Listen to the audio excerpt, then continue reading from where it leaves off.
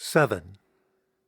How indeed could we not be tempted to say in what times we live, or to express our difference and novelty in relation to every other time? Paul Ricoeur, Memory, History, Forgetting, page 305. Le Bar. 27 April 2009, 7:53 p.m. 48 degrees, 35 minutes, 0.62 seconds north, 7 degrees, 44 minutes, 16.42 seconds east. My room is kind of angular, like somebody tried to hide the attic beams of an old building by disguising them as geometric modernism. But it's a nice room. Really nice. I haven't done the euro-dollar conversion yet. My brain is still too foggy from lack of sleep to do the math in my head, but I think it fits my budget as long as this is the only room that is still on my credit card at checkout time. I've got to talk to Henry about that. But I don't spend much time in the room, just set down my luggage, open my computer, and fire off a few quick blog posts. The speech-to-text conversion from my digital recorder turns out to be like 90% accurate, which is sweet, because I'm in a hurry. The guys from Henry's entourage said they'd be waiting for me downstairs in Le Bar. That's right, the hotel's bar is actually named Le Bar, and they've offered to buy me a beer. The thing with jet lag is that sometimes, like right now, you're dead tired but so buzzed from daylight and caffeine that a couple of beers sounds better than a nap. Besides, I'm eager to meet these guys, find out what their story is. As I walk into Le Bar, I see that my new traveling companions already have a beer waiting for me. Feller the Blessed introduces me to the rest of what he calls the Strange Six, the founders and organizers of the Kaninchenkrieger, or Rabbit Warriors, which seems to be an organization devoted to the production, preservation, and above all the use of something called the Bierwagen. I meet Growlert the Garland-Headed, Geng the Horse-Lover, Rook the Strong, Schulze the Flower of Manhood, and Schwager the God who is with us.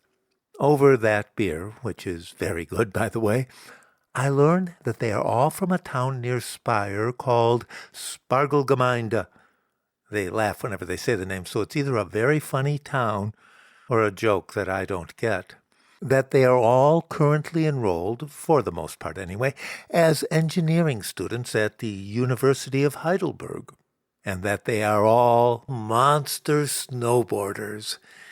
Over the next round, which arrives really quickly, they must have ordered it before I got here, they tell me how they usually do their snowboarding in the Black Forest, but they're hoping that on our journey to Canossa, they'll be able to catch the last snows of the season in the Alps. They also tell me how much they love American pop culture, including The Simpsons, which they watch in German, the songs of Hall & Oates, which they karaoke in English, and the webcomic XKCD, which they quote incessantly. "It is the only comic in the language of calculus," says Geng the Horse-Lover, to which Growlert the Garland-Headed responds in a comically deep voice, "I think you have the wrong press conference." And the rest of them start making a noise. Not laughter exactly, but a thin ritual parody of a laugh. "Is that a line from XKCD?" I ask. Ja, says Rook the Strong. "The one about the G-spot. Have you read it yourself?" Not yet, I say. By this point, I think we're on Schulze the Flower of Manhood's round. Each time one of them orders more beers, I protest, but just pro forma, to give them an excuse to back out, if they want to. I'm not quite sure what the rules are for rounds drinking here in transnational or supranational or whatever kind of Europe we're in.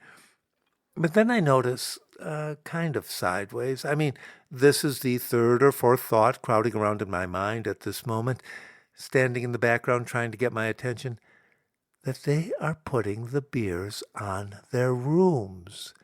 And that means, I can barely hear this thought, the bar's getting too noisy, that every damn drink has been going onto my credit card.